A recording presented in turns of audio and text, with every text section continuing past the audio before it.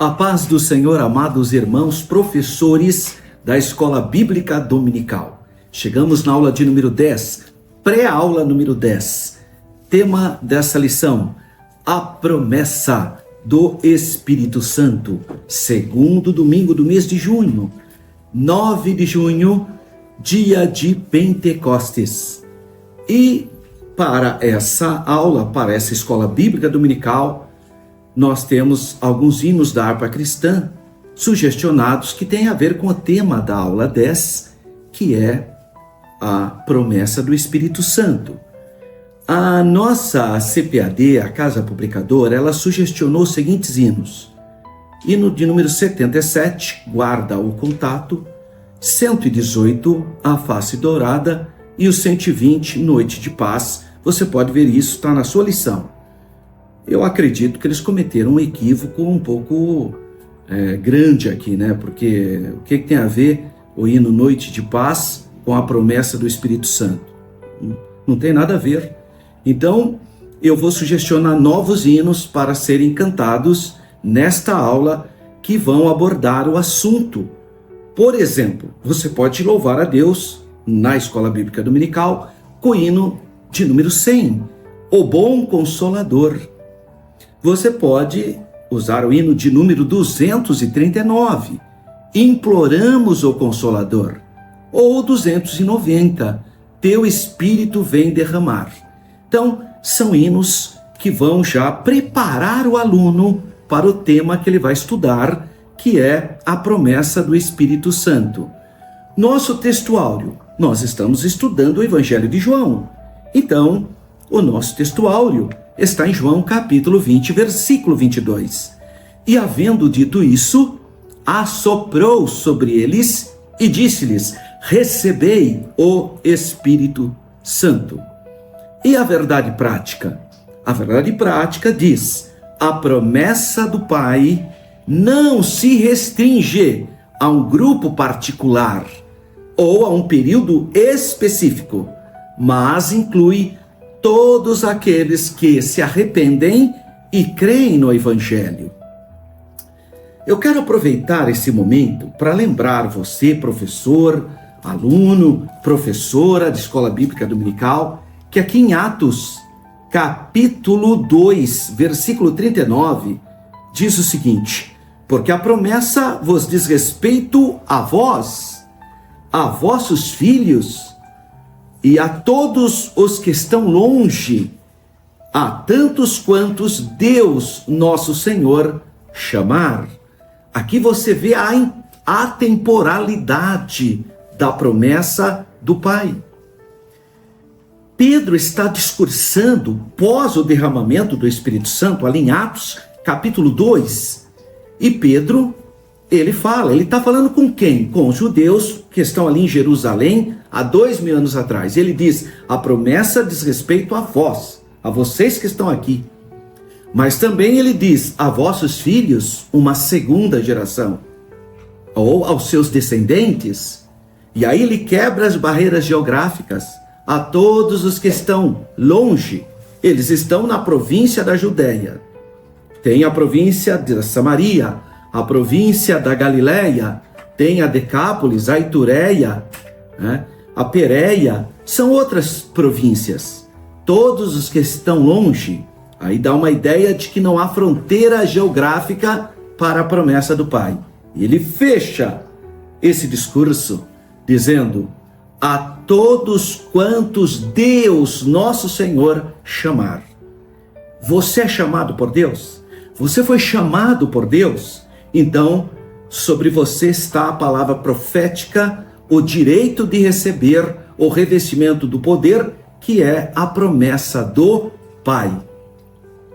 Então, a nossa verdade prática, ela é atemporal e não há barreiras geográficas sobre a promessa que o Pai deixou para os seus discípulos.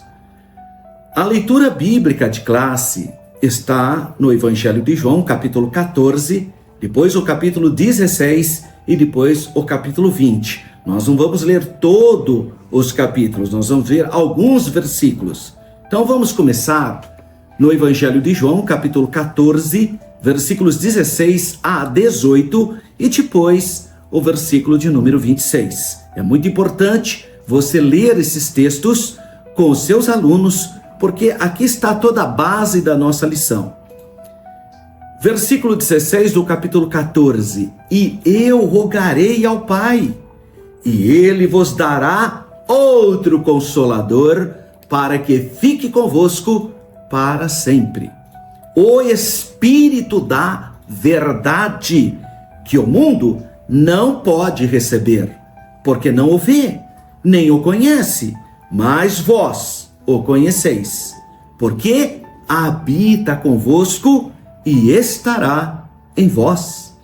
Não vos deixarei órfãos, voltarei para vós.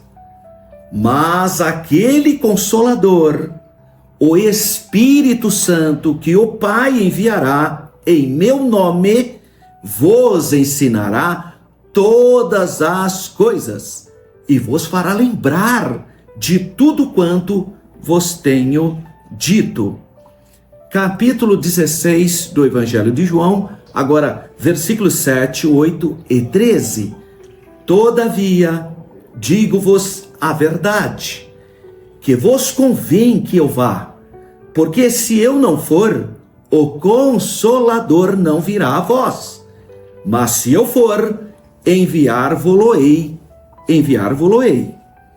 E quando ele vier, convencerá o mundo do pecado e da justiça e do juízo. Mas quando vier aquele Espírito da verdade, ele vos guiará em toda a verdade, porque não falará de si mesmo, mas dirá tudo o que tiver ouvido e vos anunciará o que há de vir. Disse-lhes, pois, Jesus outra vez: paz seja convosco. Assim como o Pai me enviou, também eu vos envio a vós. Agora já o capítulo 20 de João, versículo 21 e o versículo 22, que é o nosso texto áureo. E havendo dito isso, assoprou sobre eles e disse-lhes: recebei o Espírito Santo. Nessa pré-aula nós temos uma introdução, ou seja, um resumo inicial para você, professor. Esse material aqui é para você, professor. É importante você ter esse início, esses subsídios iniciais, para você ter uma ideia do conteúdo da aula de número 10. Então, na aula dessa semana, nós vamos explorar o quê?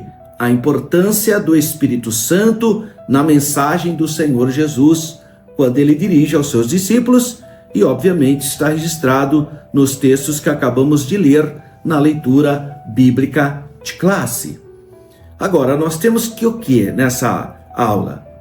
Pensar, analisar sobre a promessa do Pai, conforme ensinada pelo Senhor Jesus no Evangelho de João.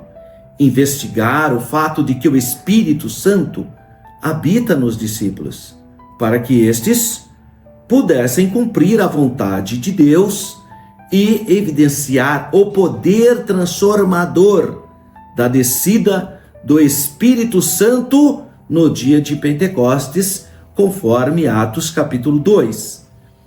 Quais são os objetivos dessa aula? Bom, primeiro, analisar a promessa do Pai, conforme ensinada no Evangelho de João.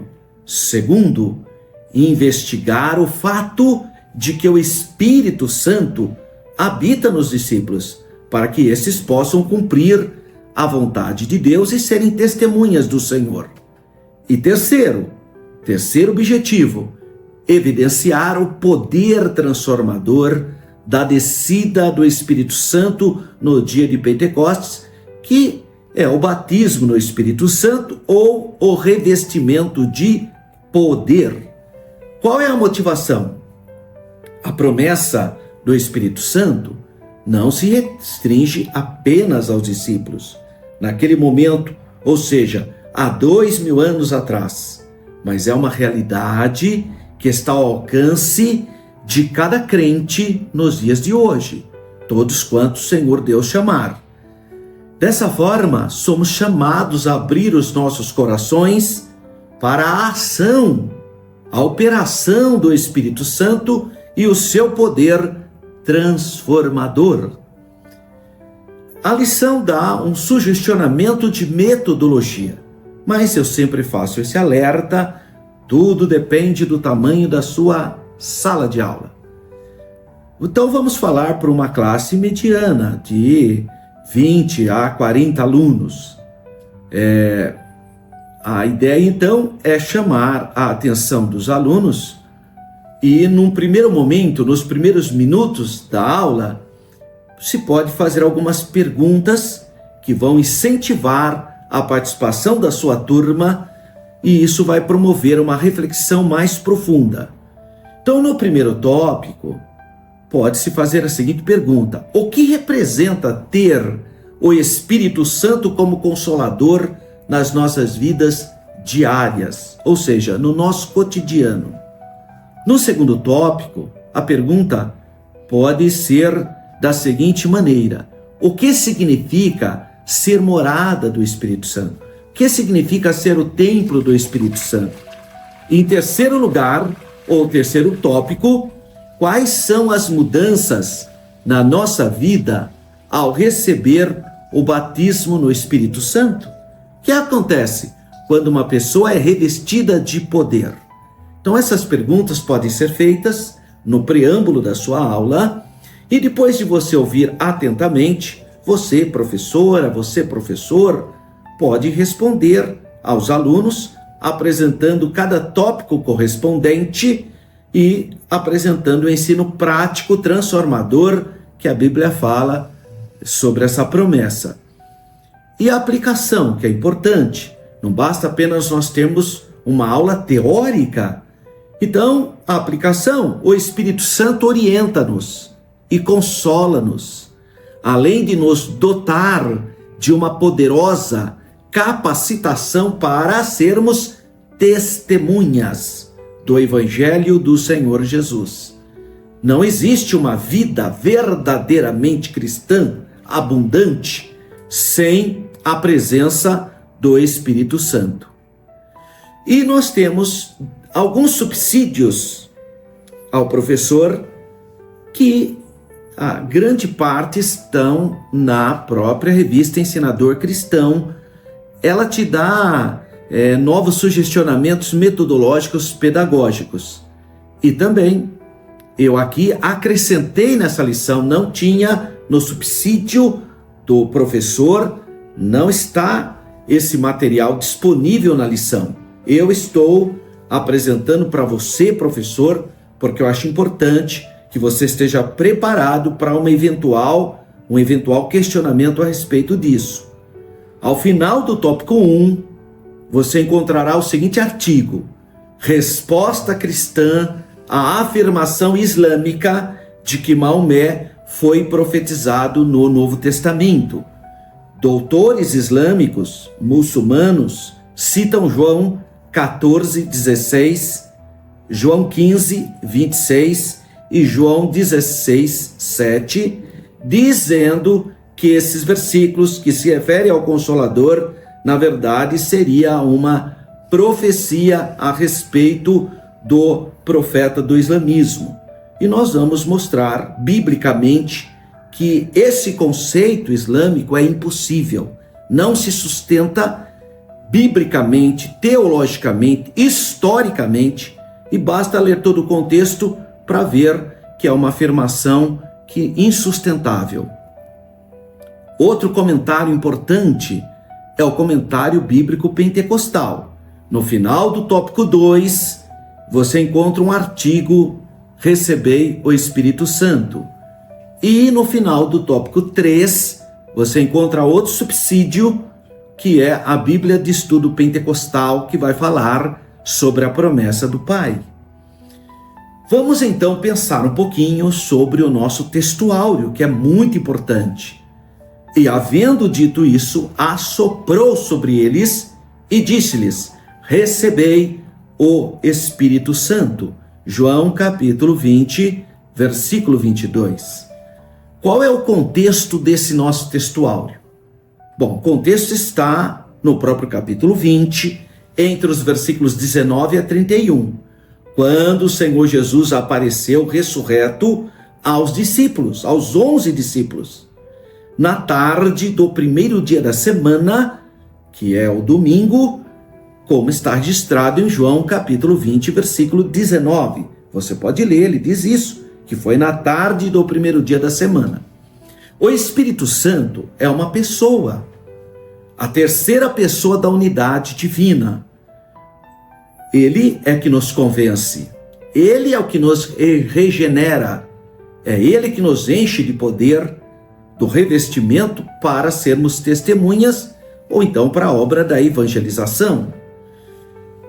E o texto declara que o Senhor Jesus assoprou sobre eles. E quando você vê essa expressão assoprar, a gente lembra o quê? Gênesis 2:7, onde vemos que Deus assoprou sobre o homem o dom da vida.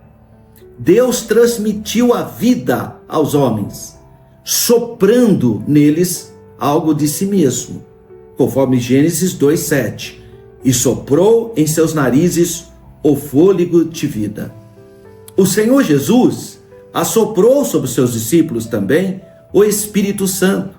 Essa presença seria ampliada e aperfeiçoada no dia de Pentecostes, com o revestimento de poder conforme a promessa do Pai. Que promessa é essa? Vamos ler. Lucas, capítulo 24, versículo 49. E eis que sobre vós envio a promessa de meu Pai. Ficai, porém, na cidade de Jerusalém, até que do alto sejais revestidos. Eles já estavam vestidos, agora eles seriam revestidos. Em João capítulo 20, versículo 22, o Senhor Jesus então assopra sobre eles a presença regeneradora do Espírito Santo. E a nova vida em Cristo, o Cristo ressurreto, estaria presente na vida dos discípulos, como um selo do Senhor, um selo de Deus. Esse ato do Senhor não foi o batismo no Espírito Santo. Como nós sabemos disso? Que o batismo com o Espírito Santo só irá ocorrer depois no dia do Pentecostes, ou seja, 50 dias após a Páscoa judaica. Logo que o Senhor Jesus ressuscitou, ele soprou o Espírito Santo sobre eles. Agora, o batismo no Espírito Santo, o revestimento de poder, se deu em outro momento, que foi no dia de Pentecostes. Você pode conferir isso lendo a sua Bíblia em Atos capítulo 1, versículo 5, o versículo 4 e 5, né? E o capítulo 2, versículo 4. Então, o ato do Senhor Jesus, ao soprar o Espírito Santo sobre os seus discípulos, possui vários significados. Vamos ver rapidamente alguns significados. Primeiro, embora o assoprar seja um ato simbólico, não foi apenas isso. Não se trata apenas de um ato simbólico. Como nós sabemos disso? Por dois motivos. Primeiro, a exegese do textuário. Se a gente levar em conta a língua grega, os tempos verbais aoristos, que existem no texto original, faz com que esse ato seja mais do que simbólico. Segundo lugar, nós temos que considerar a autoridade que o Senhor Jesus dá aos seus discípulos. Após assoprar o Espírito Santo, ele diz assim: aqueles a quem perdoardes os pecados, lhes serão perdoados. E aqueles a quem os retiverdes, lhes serão retidos. Esse é o versículo subsequente. O nosso textuário é o capítulo 20, versículo 22. Olha só o que declara o versículo 23. Segundo, nessa ocasião, o Senhor Jesus teria transmitido aos seus discípulos a presença regeneradora e santificadora da pessoa do Espírito Santo, que é conhecido como penhor do Espírito. Embora os dons plenos do Espírito Santo só se concretizam efetivamente a partir do revestimento de poder no dia de Pentecostes. 3. Esse versículo de João 20, 22, que é o nosso texto áureo, envolve uma questão de quantidade e de intensidade. Houve uma doação preliminar da operação do Espírito Santo na vida dos discípulos, Recebei o Espírito Santo, que era a promessa que Jesus estava fazendo desde João 14, e a garantia de que seria concretizada aquela doação mais plenamente, mais completamente, quando o Senhor Jesus fosse então glorificado, voltasse para o Pai. Essa doação então do Espírito Santo, em seu total poder, não poderia anteceder a ascensão do Senhor Jesus e a sua glorificação. Isso você pode ler em Atos 24, 49, aliás, Lucas, no Evangelho de Lucas 24, 49, em Atos dos Apóstolos, capítulo 1, versículos 4 e 5, e também capítulo 2, versículo 1 a 4. Quarto, o versículo requer que se reconheça o ofício especial do apostolado, conforme também é enfatizado no versículo 23, que nós já lemos. Então, é importante nós compreendermos isso, porquanto aqueles discípulos receberam uma comissão, receberam uma missão especial. Aqueles a quem perdoardes os pecados, lhes serão perdoados, e aqueles a quem os retiverdes, lhes serão retidos, conforme João 20, 23. No entanto, estender essa comissão e missão a um clero especificamente, seja de qualquer denominação cristã, e afirmar que esse grupo de homens foi quem recebeu os direitos e prerrogativas aqui enunciados, é uma interpretação exagerada e sem fundamento. São invencionices humanas, porque é uma tentativa de ter o monopólio da salvação, ou o monopólio dos dons do Espírito Santo, ou mesmo o monopólio da presença do Espírito Santo. E isso é completamente impossível, não é possível isso. Então, essa crendice, que acha que só aquele grupinho, e portanto tem uma tradição apostólica que vai passando um pelo outro, essa percepção é uma crença comum em grupos espúrios, em grupos heterodoxos, não ortodoxos. Algumas tradições antigas, grupos antigos e outros mais recentes, e aí eles usam sempre a expressão, nós somos os remanescentes fiéis. Isso é uma linguagem desses grupos que querem deter o monopólio da salvação. No fundo, se equivalem em suas crenças na tentativa vã de deter o monopólio das coisas divinas para a sua própria denominação, para a sua própria organização religiosa.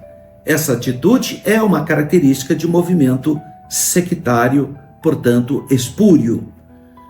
Há duas obras distintas na operação do Espírito Santo na vida do crente. Todos os crentes em Jesus Cristo recebem o Espírito Santo. Ao serem regenerados e a seguir nesse processo de santificação, eles podem ser revestidos de poder, ou seja, batizados no Espírito Santo e serem o quê? Testemunhas do Senhor.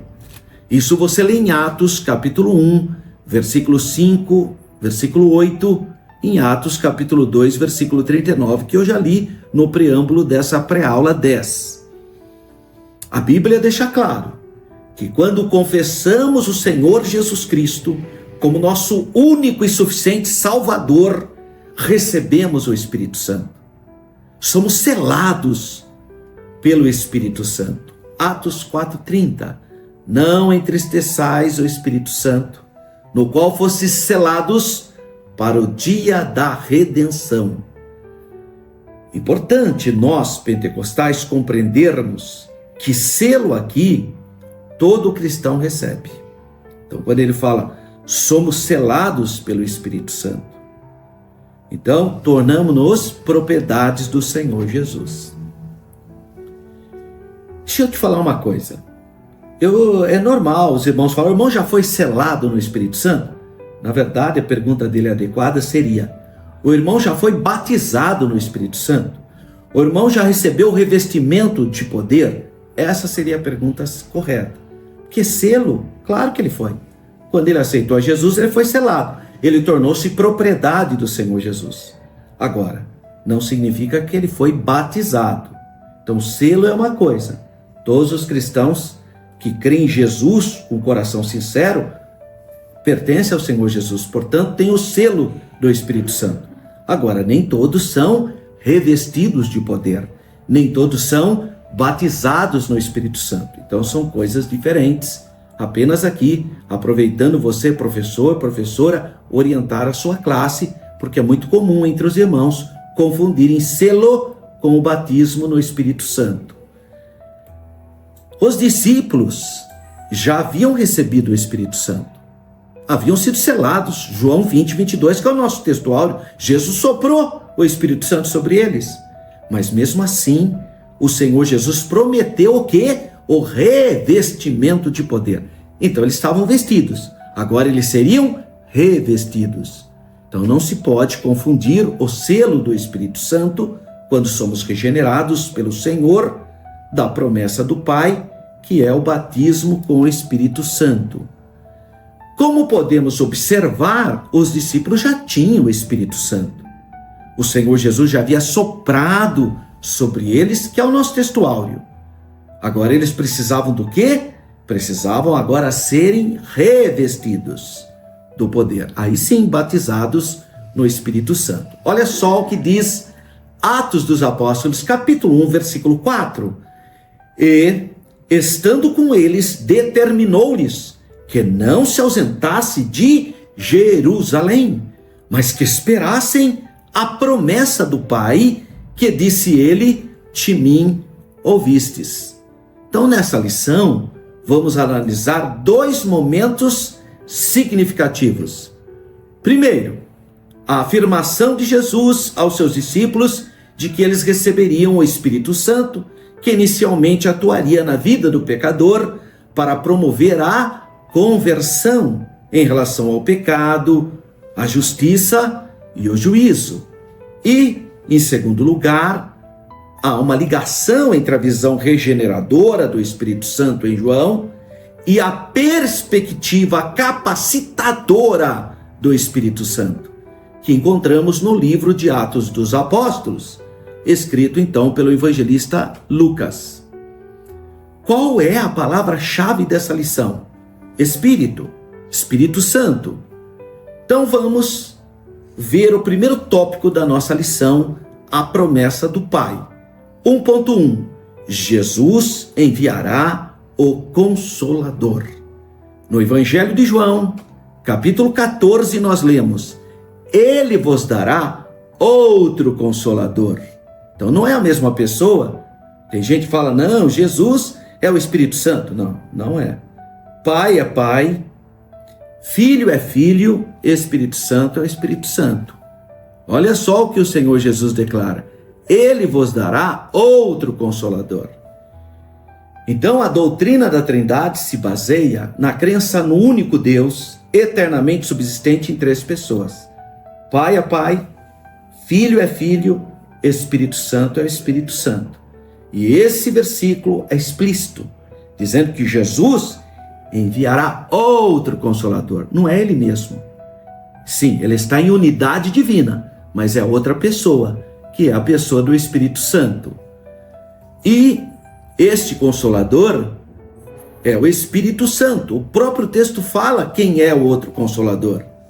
E no versículo 17 diz: Ele vai habitar convosco e estará em vós. Então, em João capítulo 16, é mencionado que o Consolador convencerá o mundo do pecado, da justiça e do juízo. Versículo 8. Evidenciando o quê? A atuação regeneradora da terceira pessoa da unidade divina ou da doutrina da Santíssima Trindade. 1.2 O Consolador. Bom, a palavra grega traduzida para o português, consolador, é paráclitos. Paráclitos é a palavra grega para consolador. Na escola teológica, eu sempre sugestiono aos professores que vão dar a aula doutrina do Espírito Santo para serem mais específicos. Por isso, eu particularmente prefiro o nome paraclitologia, porque só pode ser o Espírito Santo. E, por outro lado, o nome oficial da disciplina, que a maioria dos professores usam, já está na literatura teológica e não há nenhum problema, mas não é uma coisa específica, é pneumatologia. Pneumatologia é a doutrina do Espírito Santo, mas pneuma não significa só Espírito Santo. Pneuma é de onde veio o termo moderno pneu, ou pneumática. Então, eu sugestiono para os professores da escola teológica para deixar mais específica a sua disciplina. Se o assunto é a pessoa do Espírito Santo, então trabalha logo com o termo paraclitologia, porque nesse caso só pode ser a pessoa do Espírito Santo. Então o próprio Jesus fala quem é o Consolador, é o Paráclitos. Quem é essa outra pessoa? É um amigo que desempenha um papel de advogado ou consultor especial, ou ainda como um assistente que auxilia em momentos relevantes, importantes. Então a expressão outro Consolador designa o Espírito Santo como uma pessoa. Jesus não é uma pessoa? É. Então, ele envia outra pessoa, que é o Consolador. O termo grego allos significa outro, indicando assim a distinção dele em relação a outros indivíduos da mesma natureza, reafirmando então o quê? A singularidade do Espírito Santo em relação às outras duas pessoas da Santíssima Trindade, do Pai e do Filho, mas também a sua igualdade com elas. Isso você vê então em João 14,16. É muito importante nós compreendermos essas diferenças. 1.3 Não vos deixarei órfãos. A palavra grega para órfãos, presente aqui no Evangelho de João, capítulo 14, versículo 18, é órfãos. Órfãos, órfão. Então, quando Jesus morreu, os discípulos sentiram o quê? Órfãos. E deve ter sido difícil aceitar o fato de que o Senhor, o Cristo de Deus, estivesse morto. Não foi por acaso que nosso Senhor chamava os seus discípulos de filhinhos. Então, essa ideia de não vos deixarei órfãos expressa a relação pessoal do Senhor Jesus com os seus discípulos. Nosso Senhor Jesus garante que ele nunca deixaria os seus discípulos órfãos, desamparados, desprezados. Deixa eu te contar uma coisa. Os muitos catolicismos dizem que tem por mãe Maria. E eles dizem que não são órfãos porque tem a Virgem Maria como mãe deles. Bom, não é isso que a Bíblia diz. O que a Bíblia diz? A Bíblia diz que nós não somos órfãos, não porque temos a Virgem Maria como nossa mãe. Não, nós não somos órfãos porque nós temos a pessoa do Espírito Santo. Jesus disse isso: não vos deixarei órfãos, enviarei o Consolador, o Espírito Santo. Então, claro que Maria é uma referência de fé, é a mãe do Senhor e, sem dúvida, é um modelo para a nossa fé. Mas nós não somos órfãos, não porque temos Maria como mãe. Nós não somos órfãos porque nós temos a bendita pessoa do Espírito Santo, Senhor e guia da igreja. Graças a Deus. Vamos, então, fechar esse primeiro tópico com a sinopse, o resumo da lição 1. Você, professor, você, professora, vai ter agora a síntese do primeiro tópico da nossa lição. Jesus Cristo garantiu que enviaria o Consolador e que não abandonaria os seus discípulos. Agora, professor, professora. Agora você tem que prestar atenção, porque nós vamos entrar num subsídio apologético. E nós tiramos isso da Bíblia apologética com os livros apócrifos. Quando eu trabalhava no Instituto Cristão de Pesquisas, porque foi o Instituto Cristão de Pesquisas que fez a editoração e a publicação dessa Bíblia apologética. E a primeira edição, eu era o diretor teológico. E eu tive a oportunidade de ir lá no Instituto Cristão de Pesquisa, lá em Los Angeles, nos Estados Unidos, no Research Christians Institute, né, que é o Instituto Cristão de Pesquisas nos Estados Unidos, para ver a Bíblia apologética, porque a gente ia lançar no Brasil algo similares, mas adaptado às crenças aqui no Brasil, né? E é uma Bíblia muito interessante para quem evangeliza, para quem faz missão urbana. Então, se você puder adquirir uma Bíblia apologética, vai te ajudar muito na evangelização de outros grupos, porque tem o versículo e embaixo já vem a explicação apologética, ou seja, a defesa da fé, especialmente comentando aqueles versículos que os grupos não ortodoxos mais citam. Por isso que é interessante você já ter a Bíblia apologética na hora da evangelização, porque a resposta está ali sobre esses questionamentos que os grupos não ortodoxos fazem. Então, esse assunto vai ficar disponível para você. Resposta cristã à afirmação islâmica de que Maomé foi profetizado no Novo Testamento, e aí ele cita o Evangelho de João, capítulo 14, versículo 16, capítulo 15, versículo 26, capítulo 16, versículo 7. Eles pensaram esses 3 versículos. Por quê? Porque os outros demais versículos destroem essa tese. Por isso que eles não citam os outros versículos. Bom, qual é a afirmação muçulmana sobre o assunto? Os muçulmanos afirmam que os versículos referentes ao Consolador vindouro, o Paráclitos, no original grego, são, na verdade, alusões à vinda de Maomé, que é o profeta da religião islâmica, Muhammad, século VII. E aí eles citam esses versículos, esses 3 versículos especificamente. Bom, a razão para tal, porque eles chegaram a essa conclusão, é porque no Alcorão tem uma passagem que fala que o nome de Maomé é Al-Mahdi. Então, no Alcorão 61:6, a Surata 61, faz esse apontamento. E aí eles tentam então dizer que Al-Mahdi seria uma ideia de companheiro, alguma coisa assim. Então eles querem justificar com isso que Maomé foi citado no Novo Testamento. O Abdullah Yusuf Ali, que foi um dos primeiros tradutores do Alcorão, do árabe para a língua inglesa, e também tem em português, no comentário dele, ele faz a seguinte afirmação: Al-Mahdi, ou Muhammad, o louvado, é quase uma tradução da palavra grega Períclitos. Então veja, preste atenção para você entender. O que o Abdullah Yusuf Ali, que é um doutor islâmico, declara? Ele fala que Al-Mahdi, ou Muhammad, que é o nome do profeta da religião islâmica, é quase uma tradução da palavra grega. Olha, é quase, porque não é. E aí usa a palavra Períclitos, mas a Bíblia não fala nada de Períclitos. A Bíblia fala de Paráclitos. Então, qual é o discurso do Islã?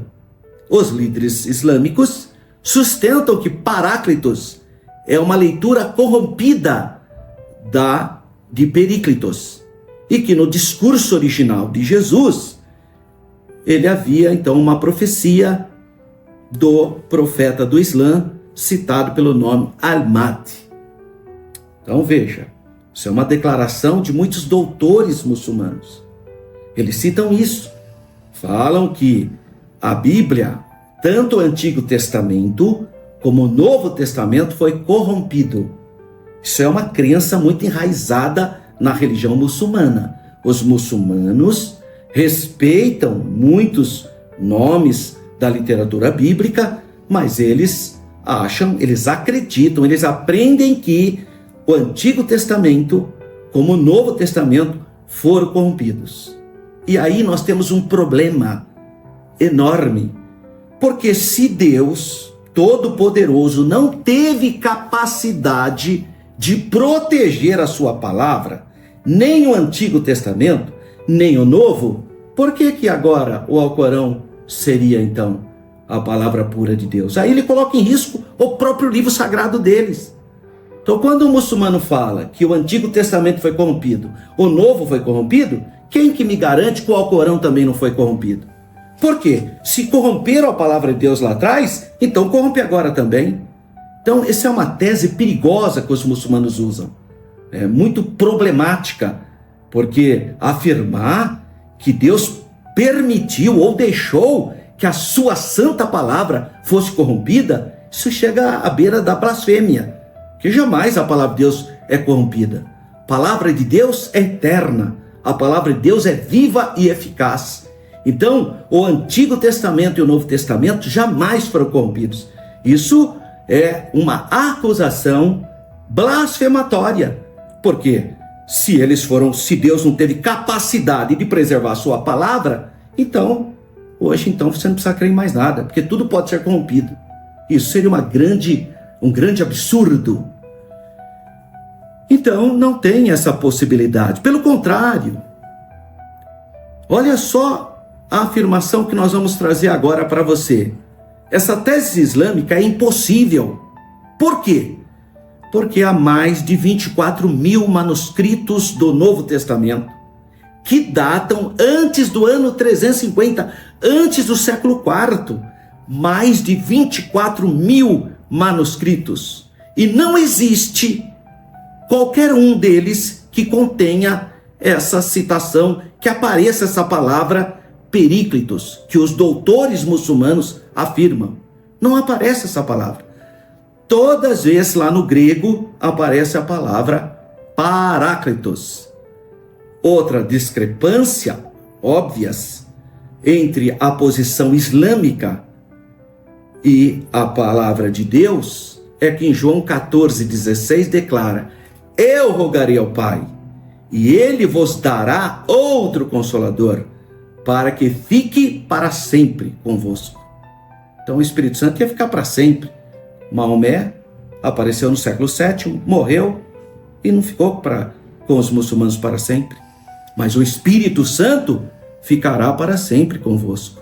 Então o versículo afirma que o Paráclitos, o Consolador, estaria convosco para sempre.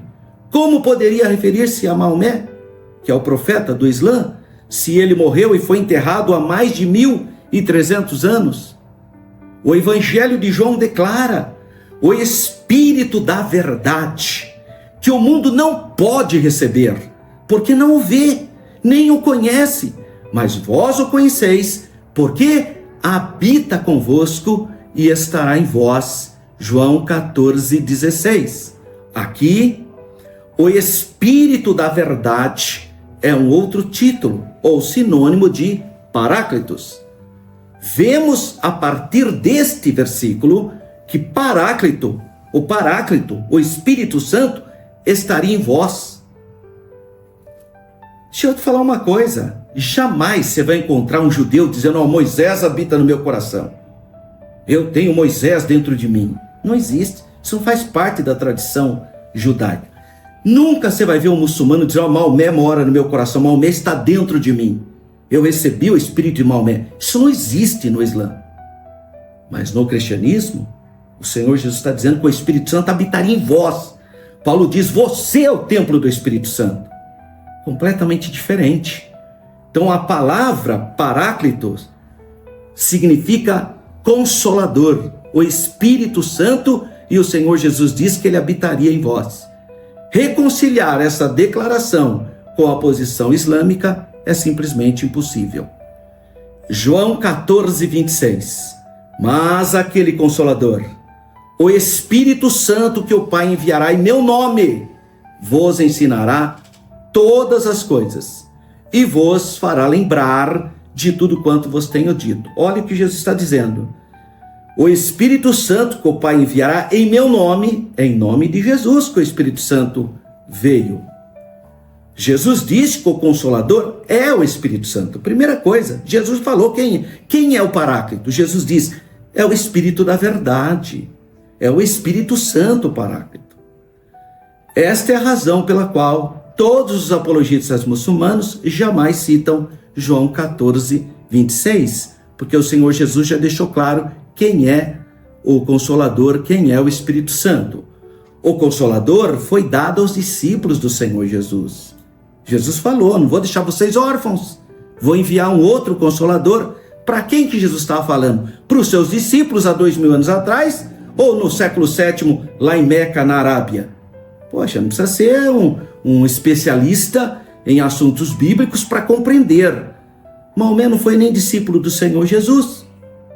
Jesus disse que os seus discípulos conheciam o Consolador. Olha só o que Jesus diz em João 14, 17. Vós o conheceis. Jesus disse que o Consolador seria enviado em seu nome, em nome do Senhor Jesus.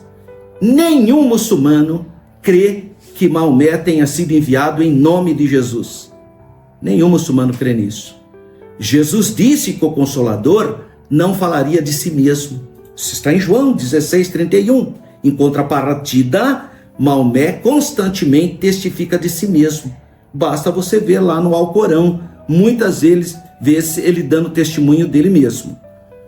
A Bíblia diz claramente que o Consolador iria glorificar a Jesus. Esse é um dos, então, atributos do Espírito Santo, é glorificar o Pai e glorificar o Filho. João 16, 14 diz, Ele me glorificará, porque há de receber do que é meu e vô-lo-ei de anunciar. E Maomé declara substituir Jesus, estando na condição de profeta superior a Jesus, segundo a tradição islâmica. Então, Maomé é o selo dos profetas. Então, é incompatível com o que diz a palavra do Senhor. E o Senhor Jesus, em Atos, capítulo 1, versículos 4 a 5, ordenou aos seus discípulos que não se ausentasse de Jerusalém, mas que esperasse a promessa do Pai, que disse ele, de mim ouvistes, porque na verdade João batizou com água, mas vós sereis batizados com o Espírito Santo, olha só, não muito depois desses dias, foram 50 dias. Estes versículos poderiam honestamente ser aplicados a Maomé, que surgiu no ano 570 depois de Cristo, em Meca, na Arábia Saudita? À luz do texto bíblico, a interpretação islâmica é simplesmente impossível. O que aconteceu em Atos capítulo 2? Os discípulos receberam o Espírito Santo 50 dias depois, na festa de Pentecostes, e não sete séculos depois. O cumprimento, então, das palavras do Senhor Jesus ocorreu 10 dias depois do dia de Pentecostes, Atos capítulo 2, versículo 1 e 4, e não 6 séculos depois de centenas e milhares de quilômetros da cidade de Jerusalém. Jesus mandou ficar em Jerusalém, não mandou ficar em Meca, Jesus ficar em Jerusalém. Portanto, não há base bíblica alguma para afirmar que o profeta do Islã seja o Consolador de João 14, 16, 15, 26 e 16, 7. O Novo Testamento não tem profecias relacionadas ao fundador do islamismo. Não existe. Mas como a própria Bíblia Sagrada declara, o Consolador é a pessoa bendita de nosso Senhor e Salvador Jesus. Que o Consolador, na verdade, é o Senhor, o Espírito Santo, né? É a pessoa bendita do Espírito Santo. Esse é o Consolador. Embora Jesus também pode ser considerado Consolador por nos consolar. Mas especificamente em João 14, 16, 15, 26 e 16, 7, se refere à pessoa do Espírito Santo. Eu quero ainda lembrar você, professor, você, aluno, de algo importante. que essa ideia de que o seu profeta é profetizado por Jesus não é uma ideia original do Islã. Já estava presente em religiões mais antigas. E eu vou dar um exemplo. Mani dizia ser o consolador de João 14,16. Ele é que foi um dos primeiros a inventar essa ideia, que depois foi tomada de empréstimo pelo islamismo. Depois do islamismo, nós temos a religião Bahá'í. Os Bahá'ís também dizem isso, que o seu fundador, a porta, foi profetizado por Jesus, citando os mesmos versículos. E hoje, aqui no Brasil, no bairro do Tatuapé, em São Paulo, tem uma denominação chamada Igreja Apostólica Santa Avó Rosa. E sabe o que eles ensinam? Que o Consolador profetizado por Jesus era Santa Avó Rosa. Então, não tem originalidade nessa heresia, porque tudo são declarações heréticas, porque nós sabemos quem é o Consolador. O Senhor Jesus falou quem é o Consolador. E quem é o Consolador? O Espírito Santo da verdade, a terceira pessoa da unidade divina. Graças a Deus. Olá, meus queridos irmãos, professores, alunos da Escola Bíblica Dominical. Eu quero apresentar aqui os meus livros e colocar à sua disposição. O livro O Povo de Israel é um livro que vai abordar a história do povo de Israel em uma perspectiva bíblica, histórica e pentecostal. É um livro doce, fácil para ler e está disponível para você. Basta você entrar em contato com a Esteadec 019 99632 5353. Um segundo livro que eu quero apresentar para você foi o meu trabalho de mestrado na Universidade Mackenzie no curso Ciências da Religião. Esse livro chama-se Jerusalém no Imaginário Religioso, do judaísmo ao pentecostalismo. E ele vai abordar como que Jerusalém passou a ser tão importante. Nós sabemos que Jerusalém tornou-se uma cidade no mundo ocidental extremamente disputada, reverenciada. Hoje, aproximadamente 4 bilhões de seres humanos, de alguma maneira, têm algum carinho por essa cidade, que não tem nenhuma estratégia política, que está aninhada lá nas montanhas do deserto da Judéia, não é importante economicamente, mas foi escolhida por Deus e por isso tornou-se uma cidade tão relevante. Nesse livro, eu apresento a construção, a gestação desse imaginário na cultura judaica, depois na velha cristandade, como os cristãos percebiam Jerusalém, num primeiro momento uma cidade maldita, porque tinha matado o Salvador, e depois uma cidade santa. Finalmente, a percepção muçulmana, como os muçulmanos enxergam a cidade de Jerusalém, que é considerada hoje a terceira cidade sagrada mais importante da religião islâmica, primeiro Meca, segundo Medina, terceira Jerusalém. E finalmente, eu vou falar com a chegada tardia do protestantismo em Jerusalém e como o protestantismo vai ressignificar a cidade, até chegar então à percepção pentecostal, como que os pentecostais percebem a cidade de Jerusalém. Se você quiser adquirir esse livro, entre em contato com a Esteadec 019 99632 5353. E finalmente, o último livro que eu quero apresentar para você é um livro muito completo. Foi lançado ano passado, que fala sobre a geografia das terras da Bíblia.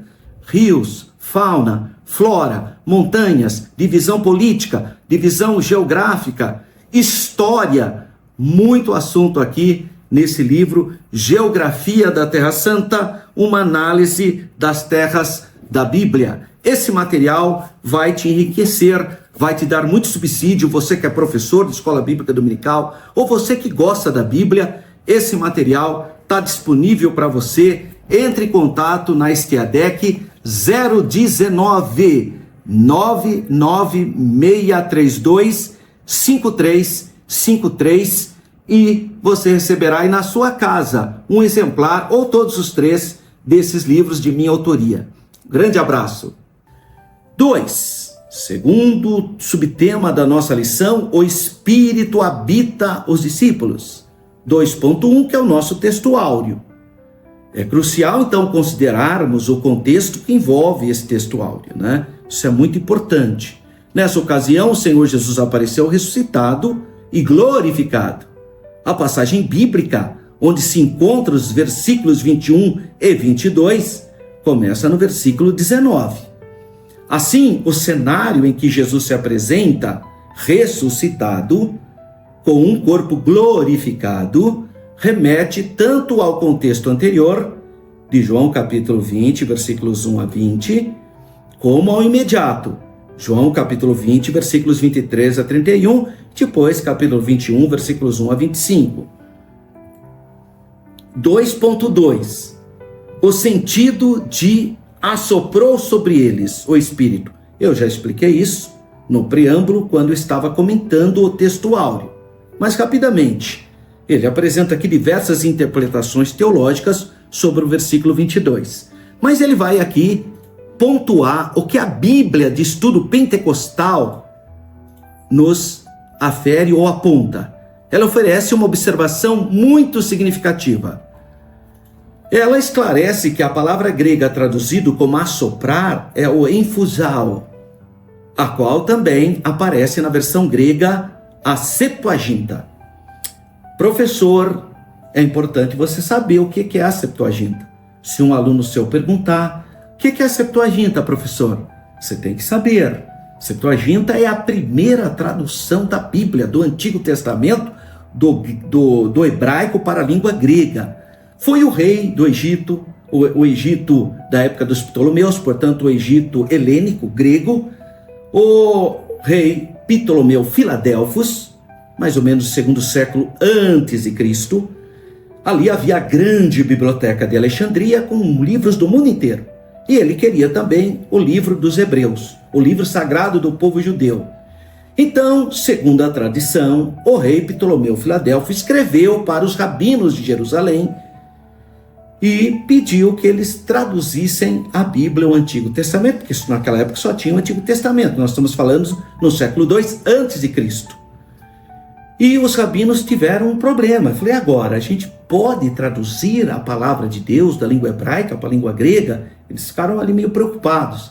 Então chegaram à seguinte conclusão: bom, vamos traduzir os 39 livros, que na época não era dividido dessa maneira, mas era dividido apenas como lei, profetas e salmos, né, e escritos.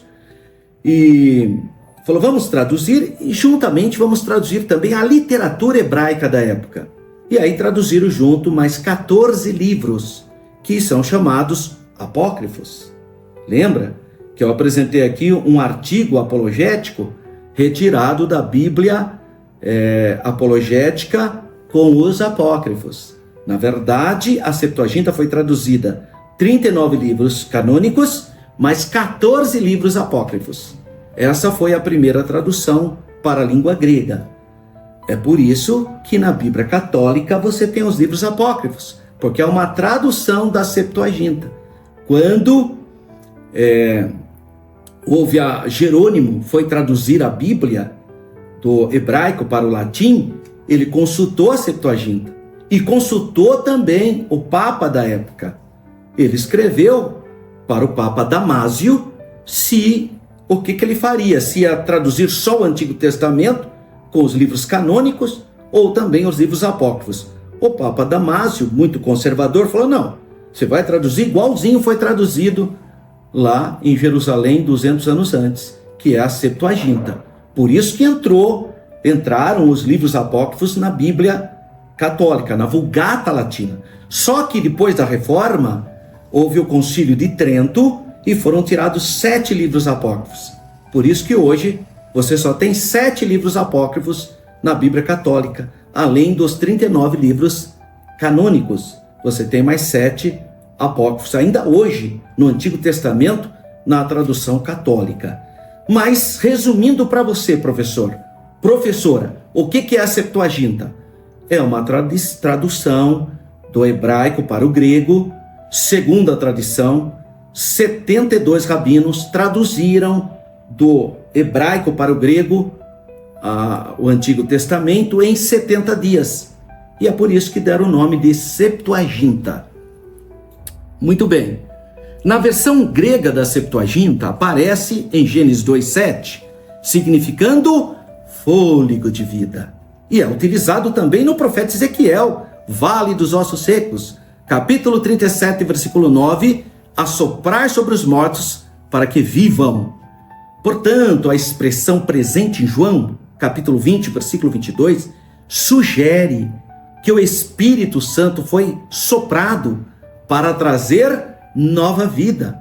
Lembra quando Paulo escreve 2 Coríntios, capítulo 5, versículo 17, quem agora está em Cristo, nova criatura é. As coisas velhas se passaram, eis que tudo se fez novo. Nova vida, indicando uma perspectiva de regeneração dos discípulos. Jesus falou para Nicodemos, tem que nascer da água e do Espírito. Ali não é batismo, também é a obra purificadora do Espírito Santo, regeneração, tem que nascer de novo, como uma obra do Espírito Santo também ocorrida depois no dia de Pentecostes. 2.3, um episódio anterior ao Pentecostes. Isso é importante entender, porque em João 20, 22, quando nós lemos recebei o Espírito Santo, Jesus soprando, essa expressão surge como consequência direta da menção assoprou sobre eles, indicando que o Espírito Santo habitou os discípulos naquele momento especificamente. A partir desse ponto, os discípulos tornaram-se uma nova criação, regenerados. Aí eles foram o quê? Governados pelo Espírito Santo, vivificados pelo Espírito Santo. Posteriormente, o que ocorreu em Pentecostes seria uma segunda obra, distinta então da primeira. Você deve ter estudado a história da Rua Azusa, lá em Los Angeles. Todo pentecostal sabe alguma coisa sobre a Rua Azusa. O Joseph Seymour, que é o pastor negro que pregava em Los Angeles o batismo com o Espírito Santo, ele cria em 3 momentos. Ele acreditava que a pessoa se convertia, segunda experiência, a santificação, e a terceira experiência, o batismo com o Espírito Santo. Então, essa era a crença do Joseph Seymour, que foi basicamente o pai do pentecostalismo ali em Los Angeles, na Rua Azusa. Posteriormente, nós temos a formação da doutrina pentecostal, e aí se viu que não se tratava de 3 experiências, mas de 2 apenas. Por quê? Porque quando a pessoa aceita o Senhor Jesus, recebe o Espírito Santo, é regenerada e inicia o processo da santificação. Portanto, a santificação não é uma segunda experiência, faz parte ainda da primeira, quando a pessoa aceita Jesus. E depois, quando ela é batizada com o Espírito Santo, aí seria então uma segunda experiência. Então, hoje é a crença dos pentecostais, que são 2 experiências. A primeira é a regeneração, o novo nascimento.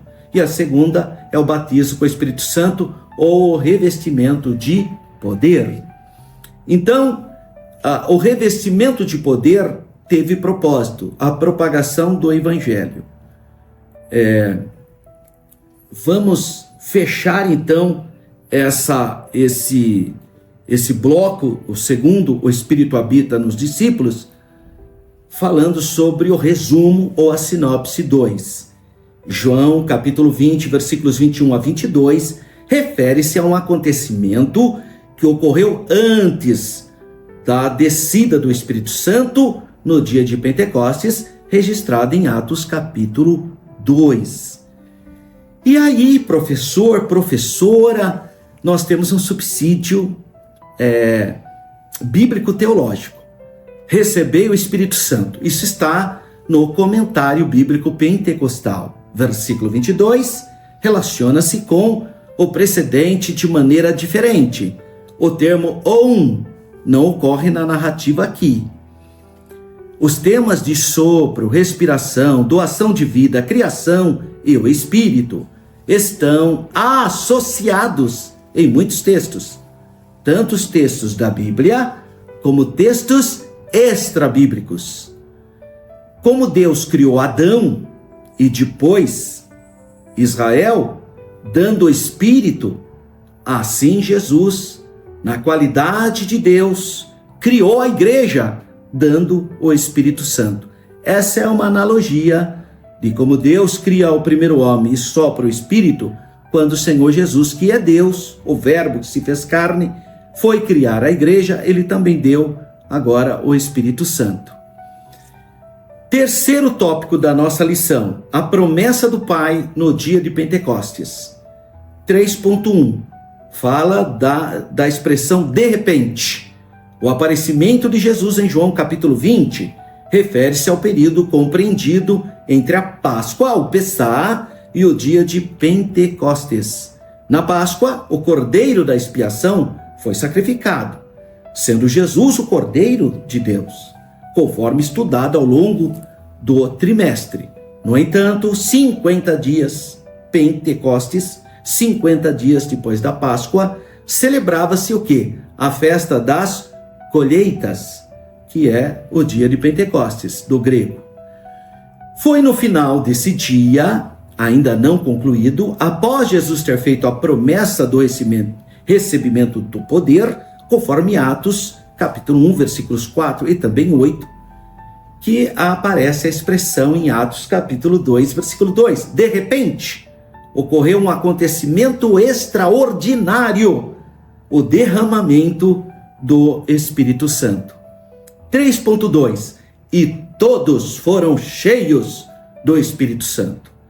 Quantas pessoas estavam reunidas no cenáculo quando todos foram cheios do Espírito Santo? 120 pessoas estavam reunidos no mesmo lugar. Eles estavam ali orando, buscando o poder de Deus, e todos foram batizados no Espírito Santo. Cheios é uma expressão simbólica.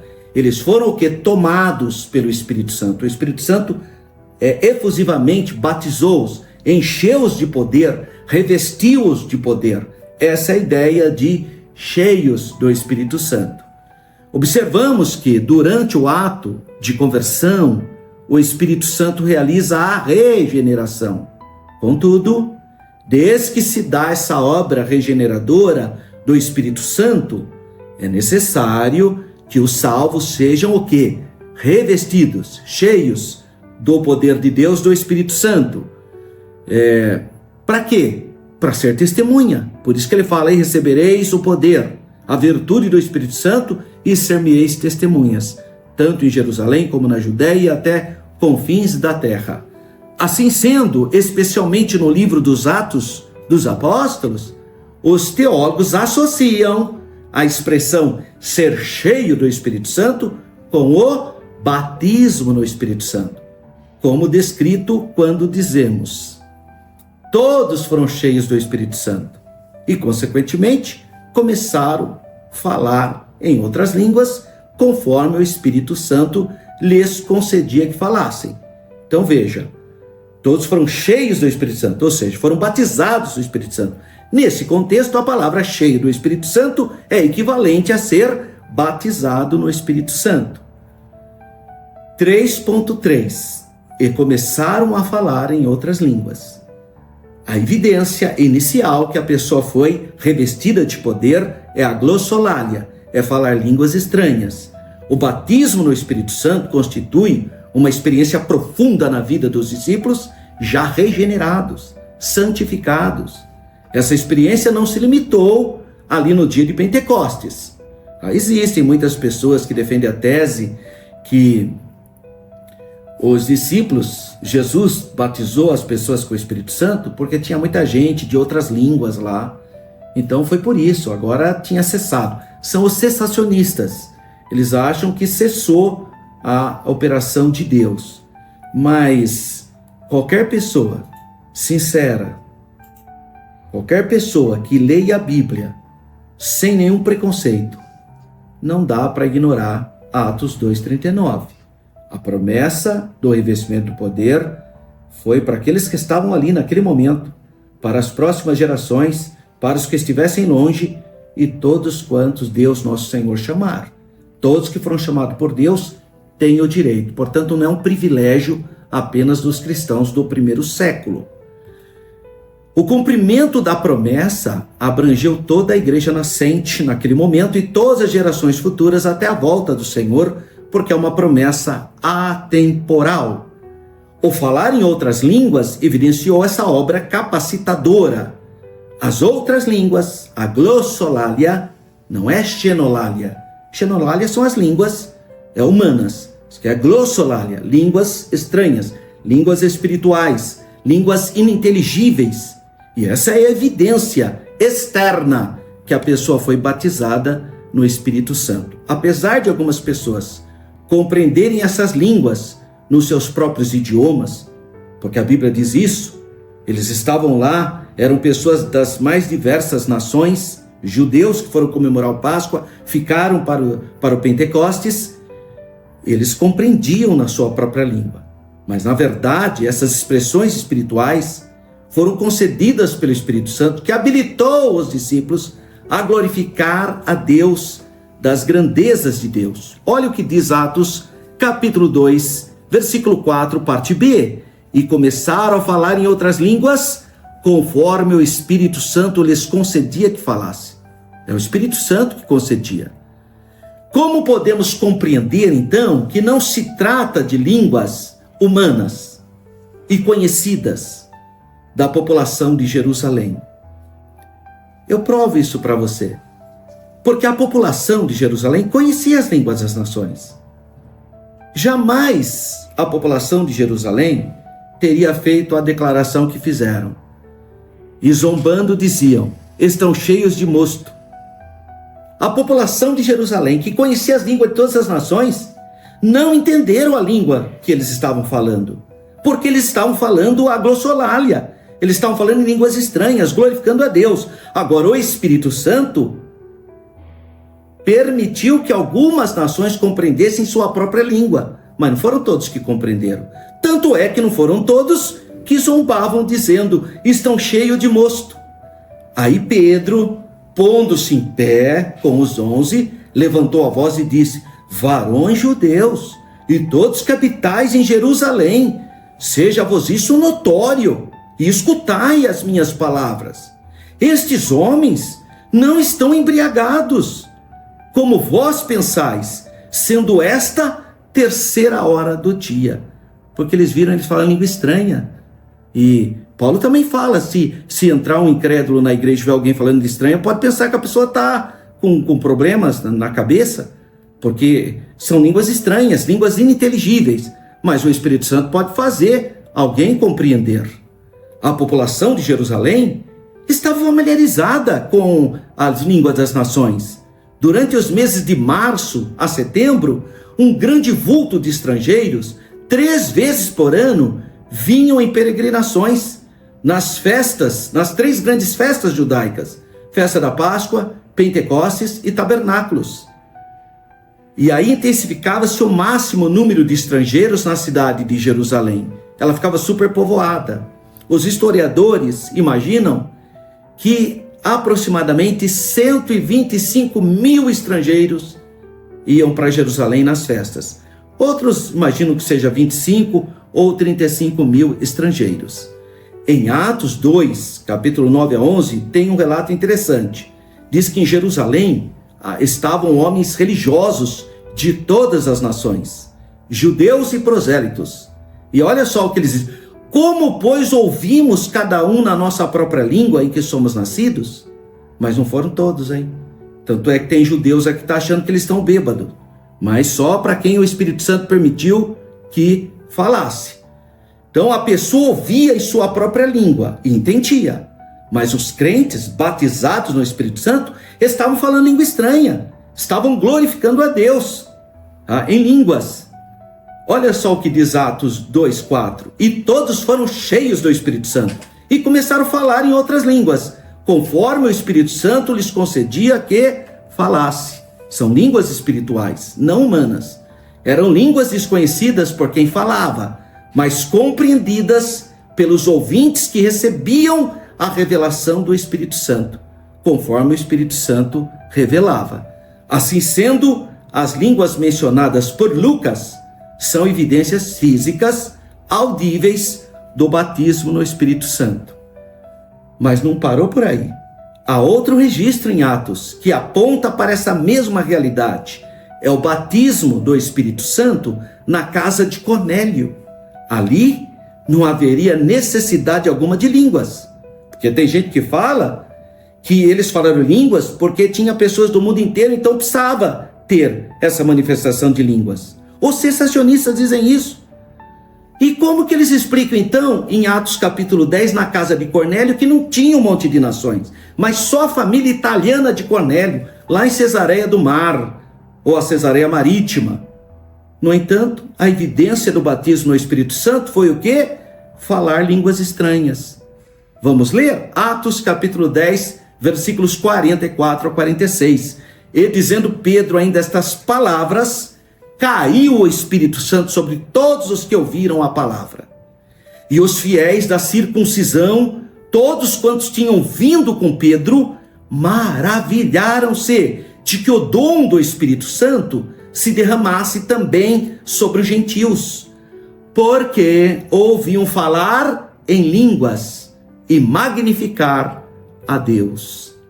Para justificar-se perante a igreja de Jerusalém, e os irmãos da circuncisão, que questionavam e inquiriam o apóstolo Pedro por ter entrado na casa de um gentil, que é Cornélio, um gentil incircunciso, então Pedro vai declarar, em Atos capítulo 11, versículos 15 a 16, e quando comecei a falar, caiu sobre eles o Espírito Santo, como também sobre nós no princípio. Ele está falando lá em Atos capítulo 2, no dia de Pentecostes, e lembrei-me do dito do Senhor Jesus, quando disse, João certamente batizou com água, mas vós sereis batizados com o Espírito Santo. Portanto, Pedro declara que a família de Cornélio foi batizada no Espírito Santo e começou a falar línguas estranhas exatamente como no dia de Pentecostes. Outra passagem, ainda no livro de Atos, em outro momento histórico, Atos capítulo 19, versículos 5 e 6, está registrado que após Paulo batizar nas águas, conforme a orientação do Senhor Jesus, aqueles discípulos em Éfeso, olha o que aconteceu. Impondo-lhes Paulo as mãos, veio sobre eles o Espírito Santo e falavam línguas e profetizavam. Portanto, a evidência que o crente foi revestido de poder, ou seja, cheio do Espírito Santo, ou batizado no Espírito Santo, é falar em línguas espirituais, em línguas estranhas. E olha só, na igreja de Corinto, muito tempo depois, era comum a prática de se falar línguas.